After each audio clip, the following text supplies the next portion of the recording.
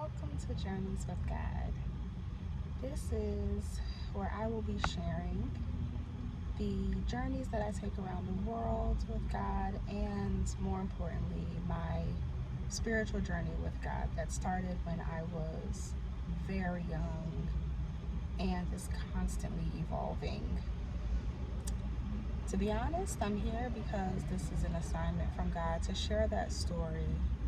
So, prayerfully, it blesses someone, it helps you through a difficult time, it turns the situation around for you, it changes your perspective, it does something, because this isn't easy to share and to show up to do this. So, may God bless it and bless you as you watch. So, this first topic that I was given to talk about is just what does it even mean to be in relationship with God? I fell in love with Jesus when I was probably around 3 years old. And I have never fully let go of that. I like to say I got saved so young. I was about probably 7, 8 years old. And I like to say that I got saved before life happened. So when I got saved, it was easier because I was a child. Life was just easier. Not to say there weren't difficulties, but overall, it was easier. It was easier to fall in love with God. It was easier to trust. Um, as life progressed, and the more you learn, the more you question, not so much what you think, but who you are. As your relationships with people start to change, your relationship with yourself, you start to learn yourself better, you go through things, and it caused me to question a lot. But thank God for the experiences I had with Jesus, which led me to never question who he is and that he's real. And so there's been times where I've asked questions, but I've never questioned the love and the generosity of Jesus. And I believe that's because of those experiences. There's also been times when I've been challenged by the enemy, and because we know from the word that the enemy comes to steal, kill, and destroy, and he comes to do those things. But especially when it comes time to trying to kill and destroy, he can't do it all on his own. So he tries to convince us to set ourselves up to do it. And so, yes, I've been through those situations too.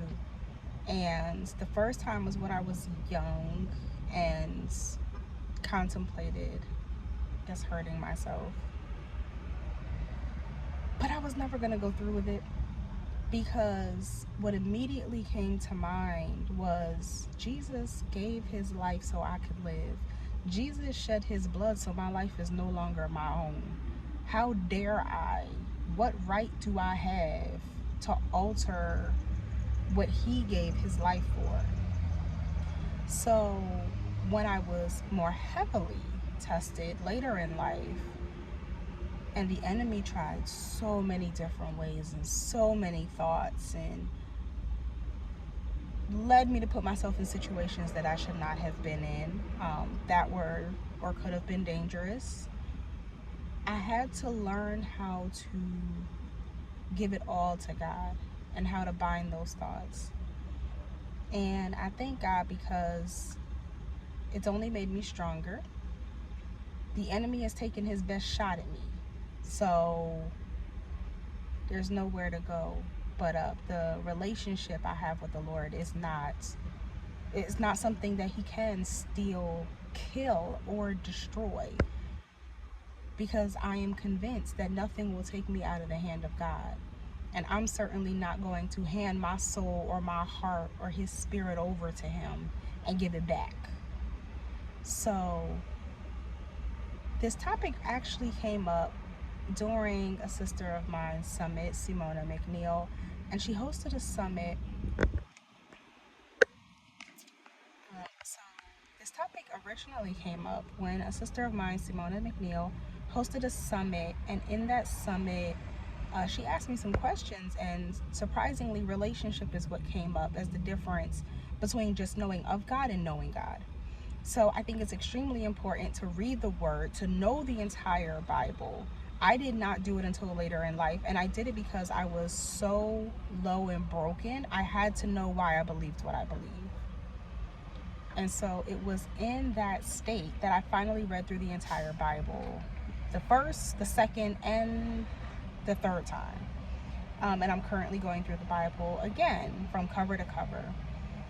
And I had to fill myself up with his truth to combat all of the lies that the enemy was constantly telling me, constantly filling my mind with. It was a time when there were so many thoughts that I couldn't even hear myself think, if that makes sense. And so I had to reach for a truth outside of myself, and the only thing I know is true and never changing is my God and his word. So that's what I reached for, and that is what really brought me, and surrender ultimately is what brought me out of that really, really, really difficult time that happened in the season that was filled with loss, and just before the pandemic officially started into the COVID-19 pandemic. So you had all of those things happening at the same time. And it's that relationship, that the experiences where you see God's hand moving in your life. I experienced what I call Jesus signature moments, like where his handprint and his signature is just written on what happened. And most of these things you don't understand until after the fact, sometimes years later, that you see how God really moved and positioned every single thing that happened and worked it out for your good. So just continue to stay the course, because it will happen, it will come to pass. At my lowest point, there was a picture that I had bought years before, and I bought it because I liked the way it looked. The colors went with another picture that I liked, and they were two for the same price, so I bought two.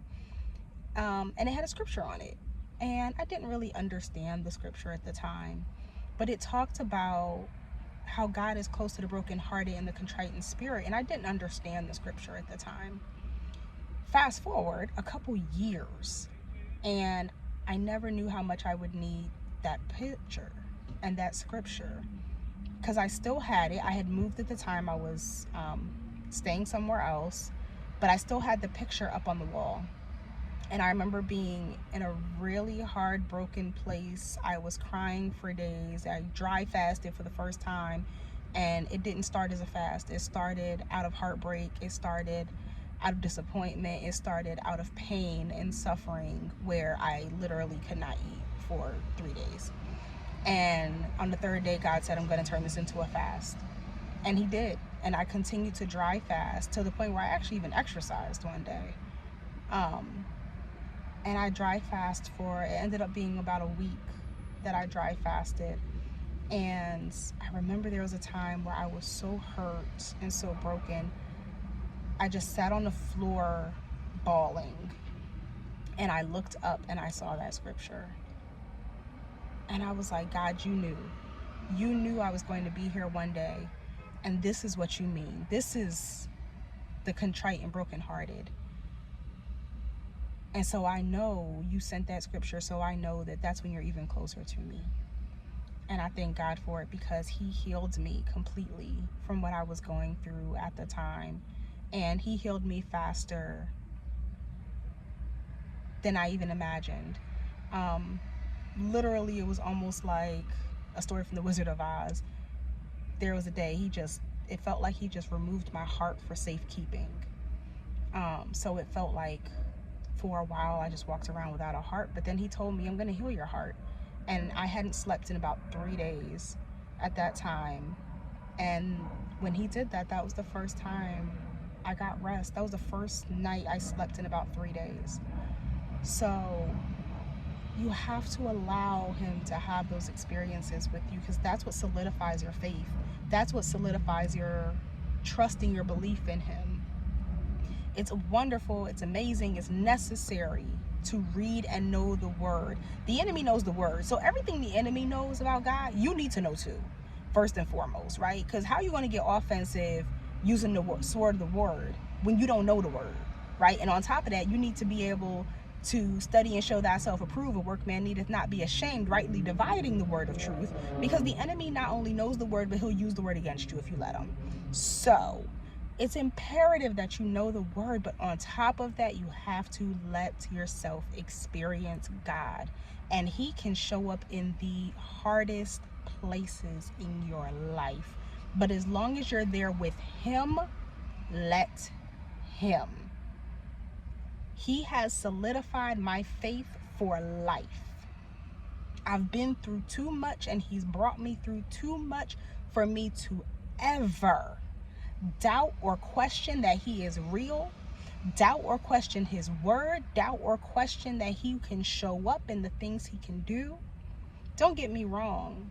The spiritual journey is not an easy one. A walk with Christ is not an easy one. Taking up your cross is not a fun one all the time. Okay, we have plenty fun, but there's a lot of hard times. But I would never trade it for anything else, because at the end of the day, he works all things together for my good. And there's far more good that comes from at least trying to do my best and follow Christ than there is just trying to live by the standards of the world that won't do a thing for me. Matter of fact, trying to listen to people in the world is probably what got me into a lot of those messes I was in. So I hope that this blesses someone. The Lord has me on assignment to do more of these. So here's to the first one. Stay blessed.